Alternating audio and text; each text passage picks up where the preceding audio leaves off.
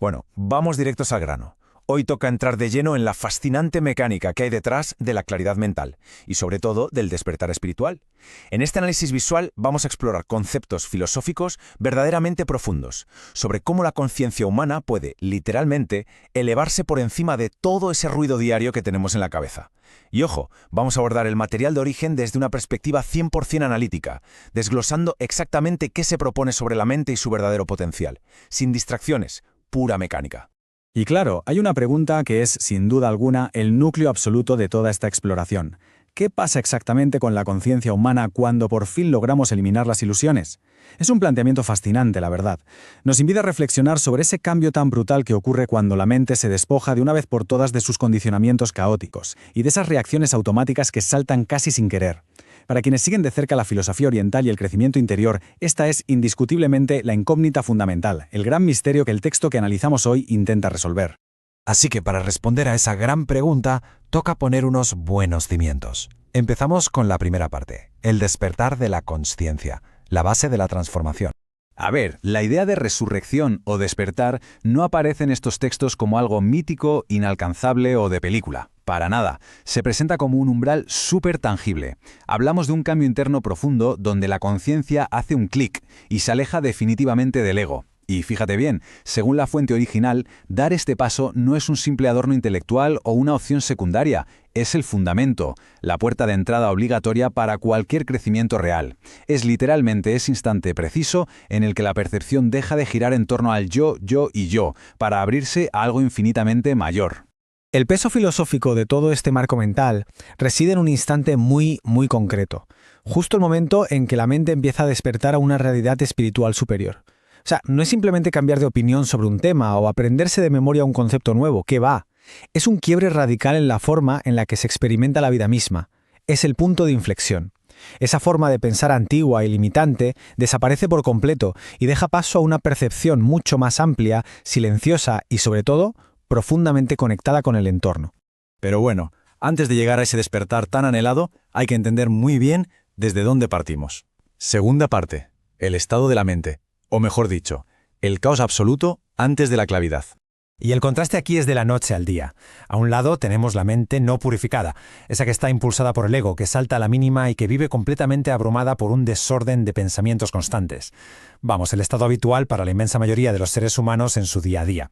Y en el otro extremo, en un contraste radical, tenemos la mente purificada, una herramienta clara, en total calma y súper alineada espiritualmente. Ver esta dualidad ayuda muchísimo a entender por qué la filosofía de origen insiste tantísimo en la necesidad de atravesar esta transformación interior. Básicamente, quedarse bloqueado en ese estado reactivo es vivir en un estado de agotamiento y conflicto que no tiene fin. Y si profundizamos un poco más en ese estado sin purificar, la verdad es que los síntomas son innegables y, seamos sinceros, resultan muy familiares. Hablamos de una reactividad constante ante cualquier cosa que pase fuera, un dominio total y absoluto del ego, donde todo se toma a lo personal, un torbellino en la cabeza de pensamientos que se pisan unos a otros y que chupan toda la energía vital, lo que lleva lógicamente a un estancamiento espiritual profundísimo. Entender bien este diagnóstico y reconocer esas ilusiones que dominan la psique es totalmente clave para entender la urgencia de lo que viene ahora. Lo que nos lleva directamente al meollo de este análisis. Tercera parte, el proceso de purificación, la auténtica limpieza interior. Aquí es súper importante dejar claro una cosa. Este proceso de limpieza se plantea en el material de origen como un viaje puramente conceptual y atemporal. Aquí no hay calendarios estrictos ni plazos predeterminados, la evolución de la consciencia fluye de forma natural, respetando siempre el ritmo interior de cada persona, pero a nivel mecánico el texto lo divide en tres fases fundamentales. Primero, darse cuenta del desorden mental, porque claro, es imposible limpiar algo que ni siquiera se ve. Segundo, desapegarse activamente de todas esas historietas del ego, básicamente dejando de creer a pies juntillas cada miedo absurdo que aparece en la cabeza. Y tercero, culminar rindiéndose a ese silencio interior. Esta estructura tan lógica ayuda un montón a desmitificar algo que suele parecer imposible de alcanzar. Y ojo, porque aquí hay un concepto verdaderamente rompedor dentro del marco de disciplinas que tocan enfoques como el Abhishakti. Atentos a esto. La verdadera purificación no depende de forzar la máquina mental o de aplicar una fuerza de voluntad sobrehumana. Al contrario, se basa en el despertar de una energía espiritual interna. Según los textos, el intelecto, por sí solo, es totalmente incapaz de limpiar la mente. Es como intentar que un cuchillo se afile portándose a sí mismo. Sencillamente no funciona así.